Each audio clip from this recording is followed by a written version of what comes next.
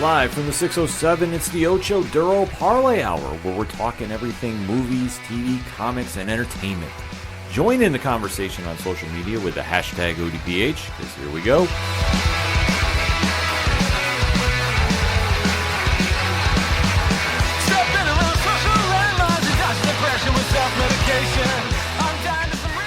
What is up, comic book fans? Welcome to FANLIGHT ZONE Presents.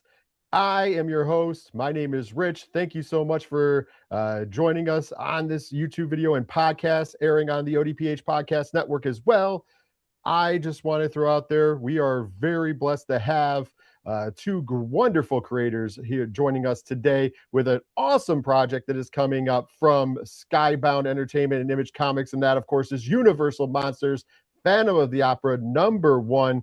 Final order cutoff date is this upcoming Monday, January 26th. So you're going to make sure you get down to the LCS and pick this up. But we're going to tell you more about why you're going to need this book in your hands when it hits on sale on February 25th, because like I said, we're joined by the creators. First of all, we have the artist, you know his work and his amazing work, I should add, from the Department of Truth series, and as well as he's not his first time doing Universal Monsters, as Universal Monsters Dracula, he was the artist on as well. And the writer, you know him from one of my personal favorite horror books of last year and possibly going forward, period. You'll Do Bad Things, of course.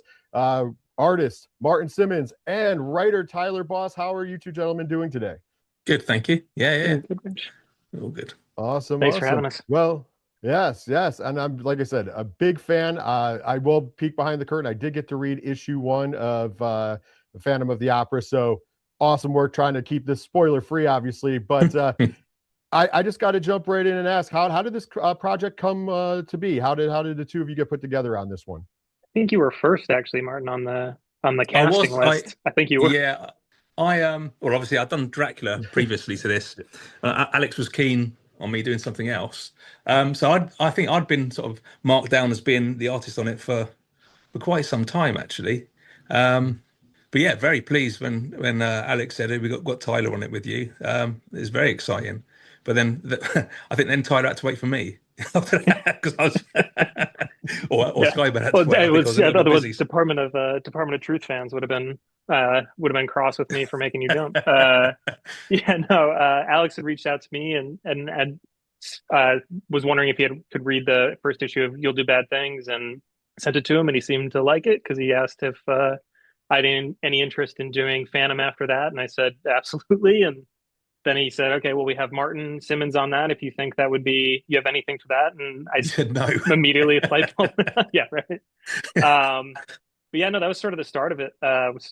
Speaking with Alex and immediately sort of, I was so excited when they announced the line as a fan of the Universal Monsters, and Martin and James on Dracula, and then getting to see each book since then, getting to contribute to the line, and especially on a character that, I don't know, I was so excited to touch and sort of put my little mark on with Martin. Yeah, it was pretty exciting. This awesome. Was the one, I think, other than Dracula, this and Dracula were the two that I really, really wanted to sort of get my mucky little fingers on and do my take on it. So it was very exciting to be able to do it. Oh, that's awesome. I'm also a big fan of the Phantom of the Opera, so this was really a cool opportunity to see this as well, and it was definitely marked on my calendar. And with that, it's going to sound weird because this story's over 100 years old, so I usually like to ask, because some people, I don't know how anybody doesn't know what Phantom of the Opera is, but just in case, what is the elevator pitch for this series? The real one, or the one that I keep my joke one is a girl gets a new job and a dude who lives in the basement won't stop stalking her. The real version is it's 1909 in Paris, France, and a young soprano has been elevated to the prima donna role at the Paris Opera House at the Palais Garnier. After the tragic death of her senior, and as more and more murders start happening across the opera house, you have to wonder, is it man or ghost who's doing this, and is Christine safe? Yeah, that's spot on. Once again, it is. I do like your fun one, because at the end of the day, we all, like I said, I think everybody knows the Phantom of the Opera by now. I would hope so, at least. I guess maybe just I'm aging myself in there, but it's always good to like mix it in so that the younger crowd would kind of get that, because I feel like they'll grasp the stalking from the basement a little more. Well, once again, it's over a century old as of right now, the story when the original novel form, which came out in 1910. With that being said, there's been a bunch of different takes on it, whether it's the original Lon Chaney film from 25, Andrew Lloyd Webber's London debut in 86, right up until there was a new film that came out in 2004 with Gerard Butler and Emmy Rossum. So what is the biggest challenge, both in the storytelling and with the art, knowing there's such rich history with this story? I mean, as far as the art's concerned, we kind of like we're kind of to some degree tied to the Universal film, the Claude Rains film, like, so that's kind of the jumping off point visually. But obviously we wanted to push it a lot further than that and bring in more horror elements and so forth. But it's kind of like, I do think it's very hard to get past the imagery that comes with the theatre production. I think that is the thing that most people think of when they think of Phantom of the Opera. But even that, there's elements that you can draw from. But we still needed to keep it sort of fairly grounded within that original, well, not original, but the Claude Rains film, which is a great platform to start from. Academy Award winning for visual, I mean, visually amazing. Yeah. Shot in Technicolor too, but it's like Martin said, coming from the 43 version. But a big thing that I think we wanted to bring to our version of Phantom is, like you said, we have all these different versions, and there's key elements in each one that sort of go through Christine, Raoul, the Phantom. But with ours, what we really wanted to bring to it, outside of sort of the 43 jumping off point, was to really make it a horror story. I think a lot of Phantom adaptations sort of eschew that, or you could have the Dario Argento version where there's a lot of weird rats and stuff, and I don't know how much that one has to do with Phantom at all. But we wanted to do that while also sort of bringing, doing a true Gothic horror story, something that is of that time, but doing it in an opera house and doing it, based on the 43 movie, really bring color to it. And so sometimes you hear Gothic horror, you think it's going to be gray, it's going to be dull, and like ours, it's very, color is such an integral role from, how we depict music to how we, tell elements of the story. So that it does feel fun that it's like we get to even draw on the fact that the 43 movie was done in Technicolor, and color feels like it's, integral with everything we're doing. Absolutely. And I'm glad that you both had brought up that you guys were both trying to hit like a more horror tone on this, because you definitely hit the mark.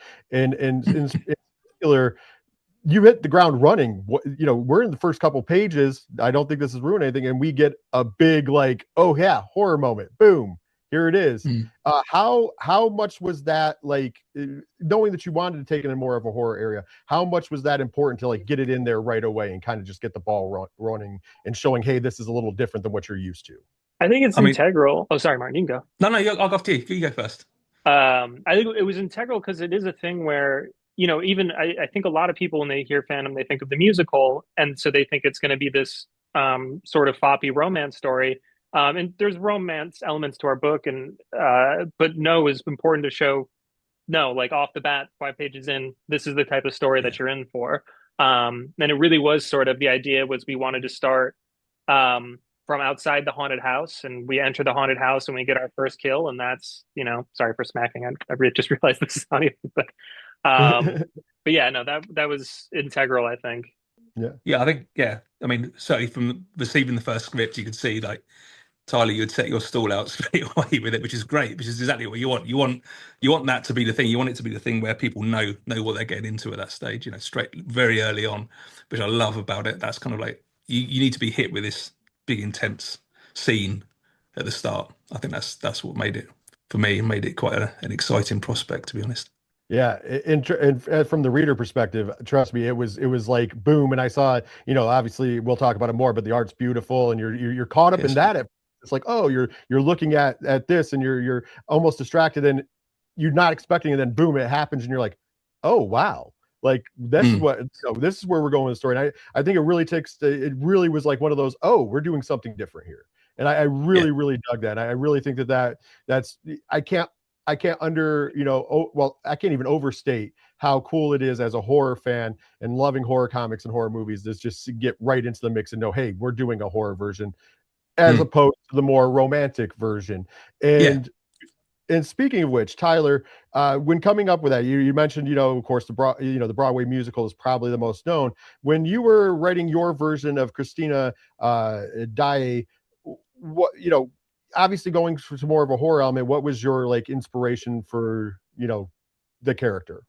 Sure, it's gonna not be obvious at first because she's not at all like this character, but really the basis for it was Katharine Hepburn and Bringing Up Baby, where she's sort of a goofball character in that, but there's something about she's very self-assured. She's very she knows of herself. And you start her there, and then in the story, she sort of starts to slowly doubt herself, and she changes over the course of it.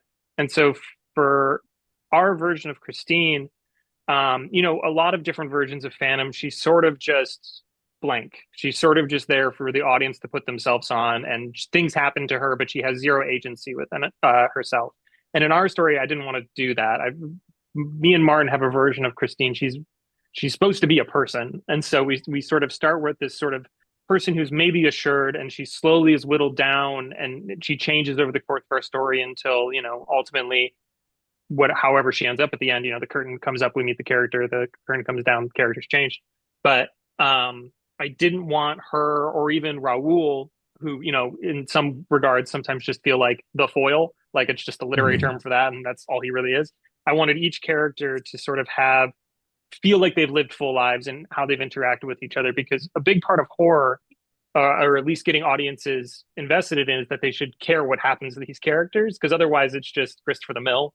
And so that just really felt really important. And so again, it probably seems weird, but yeah, Katharine Hepburn was the starting point, even though it's not at all like her. No, it seemed perfect to me, because actually, as we were talking about, I was thinking, like, in the terms of like horror, it definitely feels Final Girl-esque. And like I said, it's hard not to give anything away, but without giving anything away, there is a scene where you're in your head, you're saying, you could possibly be in danger, and she's just having a casual conversation, and you're just like, but you could be in danger, right? And it's like that real Final Girl like kind of thing. So hearing that, you kind of like, it's kind of in my head, you think something like Laurie Strode in Halloween, where at the beginning of the story, she's this innocent girl. By the end of the story, she's a hardened survivor. And so it's kind of, I'm not saying it's going to be like that, but it's kind of cool to know that there's going to be the growth there. And it is definitely different in a way different take. So like I said, I got Final Girl energy right away from just that one scene alone. I'm just like, oh man, this is gonna be this should be really good.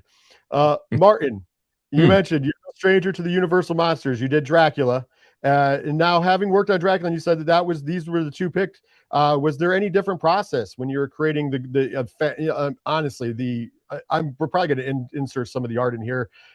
It's gorgeous. I can't even give. Thank you. It's just beautiful. What was there a different process on that from this to Dracula?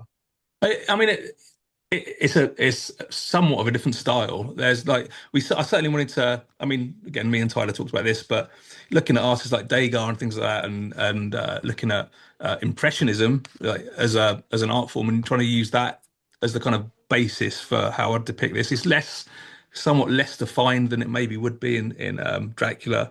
I mean, obviously we use a lot more color in this version as well. It's like all fully painted, so it's like set in one of the most sort of beautiful settings it could be setting. So it's like there's lots of great architecture, lots of bold colors, lots of gold and things. So it's, from that point of view, it's very different. Like in Dracula, we use color sparingly and brought that in to depict certain things. But there's color there all the time. But certainly with the way we depict music and things like that, when the colors are sort of enhanced and brought in and made much bolder. So that's kind of a constant throughout the whole book, as opposed to Dracula. But there's certain elements that I experimented with in Dracula, like collage and things like that, which will also appear in Phantom. So there's some things that have been brought across. I mean, it's always gonna look like my style, whatever we do with it.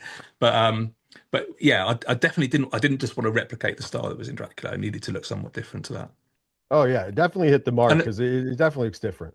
Thank you. And I think that, again, I was saying before that the juxtaposition, the contrast between the horror elements with the Phantom and the setting that it's in and so forth, that enhances the horror.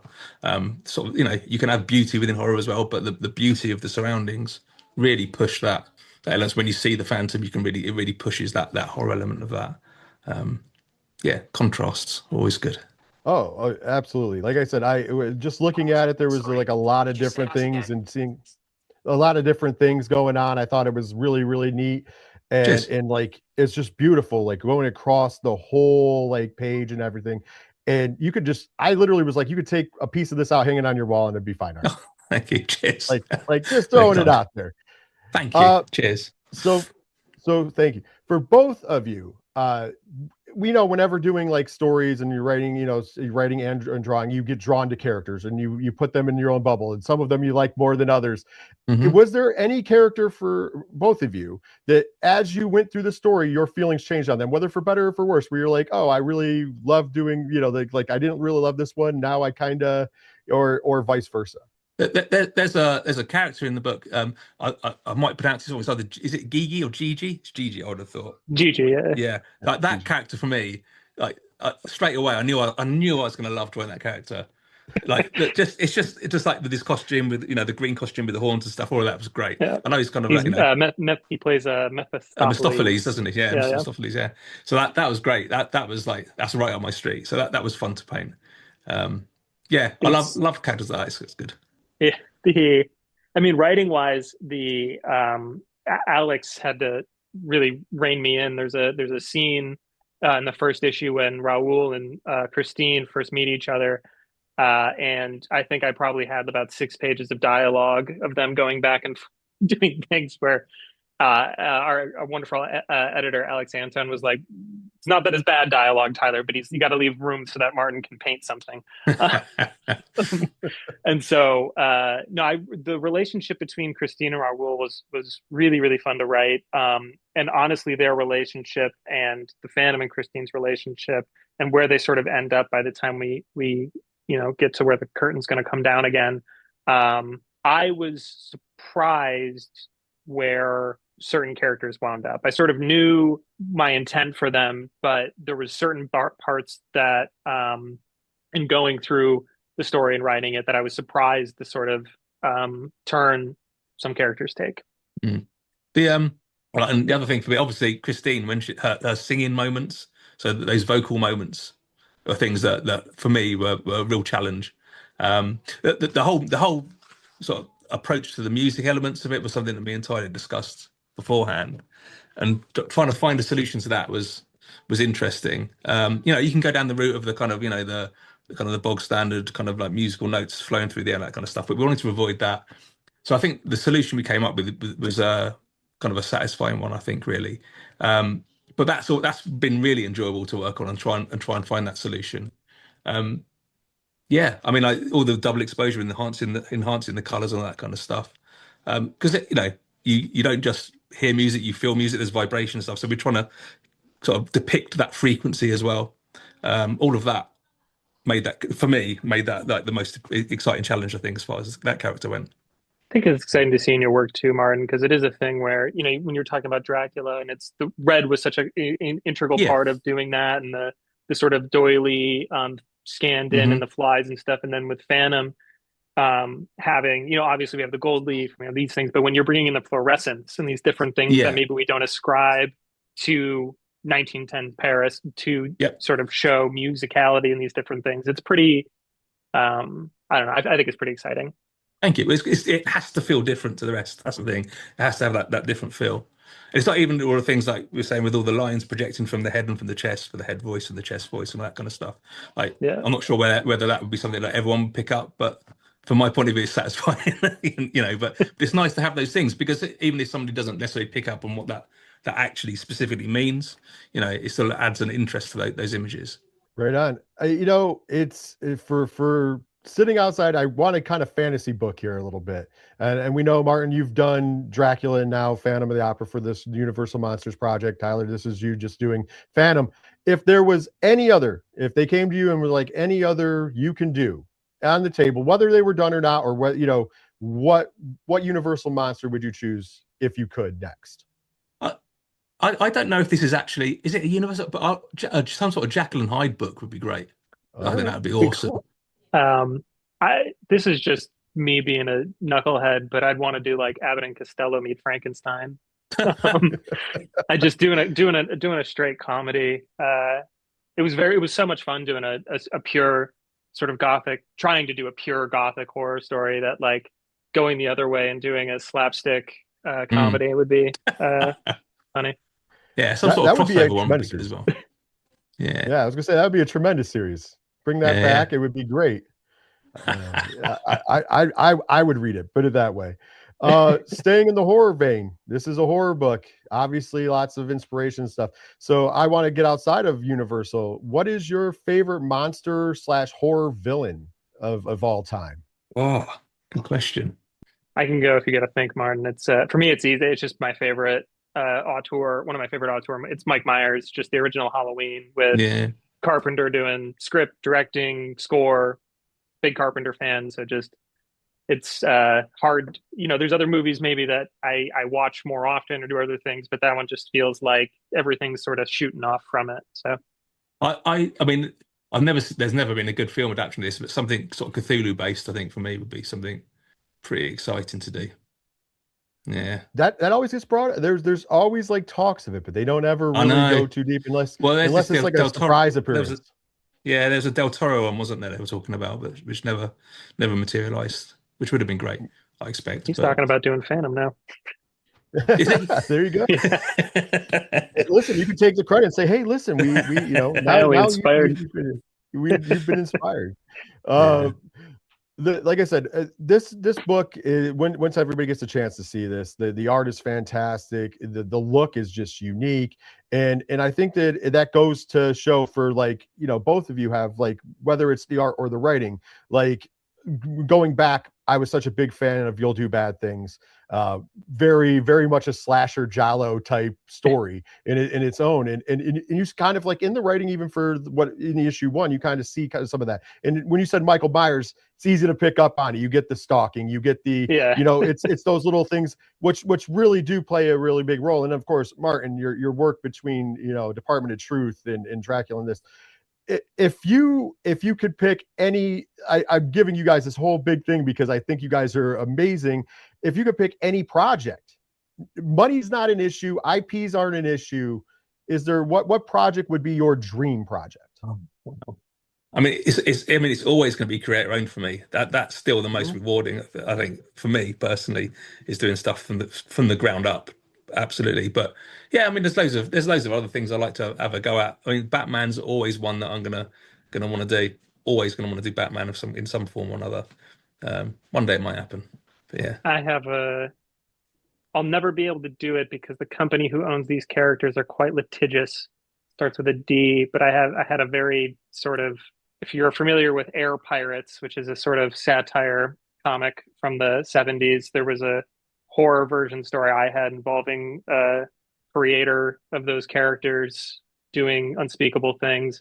But I don't particularly want to get sued. I can understand that one. That could be a slippery slope, but it would still be good if we could figure out a way to work that in without without the lawsuit. I think that would be a home run for sure. Sure. Well, we're almost coming to the end here. I want to give one more final pitch. What if somebody's watching this and they're still on the fence for whatever reason? I don't know why you would be about Phantom of the Opera. What's the final pitch to go out there and pick it up at the LCS? Young girl starts a new job and there's a stalker in the basement. I've got it. I mean, I don't think it gets more perfect than that.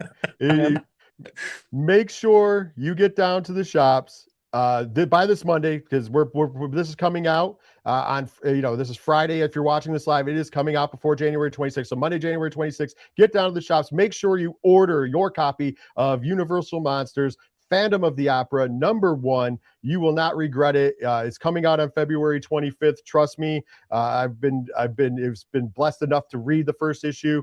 Tremendous work across the board. So you're definitely going to want to pick it up. Once again, Tyler, Martin, thank you so much for spending some time with us. I really appreciate it. We'll have to have you guys on again at any time you want to plug anything. I'm a huge fan of both of your work, so I'd love to talk to you anytime. Thanks, mate. Thanks so much, Rich. Yeah, cheers, mate. All right. Now we're going to be signing off from you guys. Thank you so much for tuning into FANLIGHT ZONE Presents. For myself and the rest of the FANLIGHTZone.com team, thank you so much, and later, comic fans.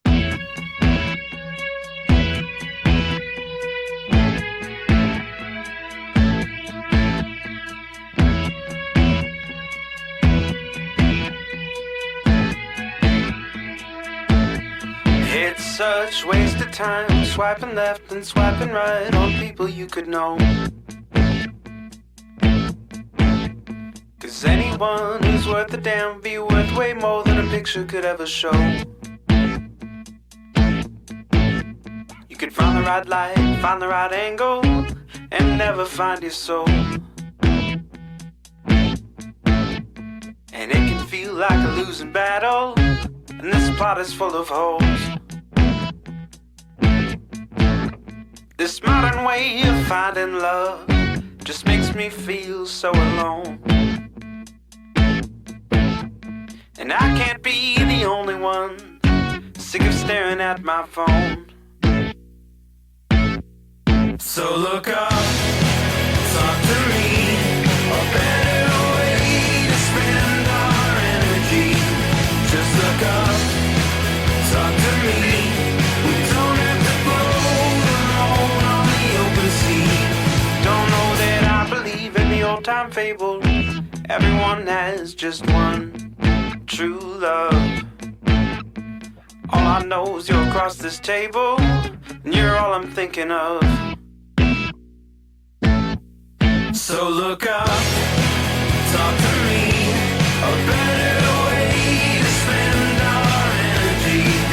Just look up, talk to me. We don't have to float alone on the open sea.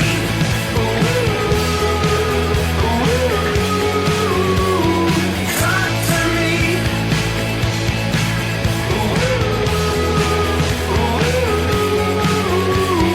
Talk to me. It's such waste of time, swiping left and swiping right on people you could know.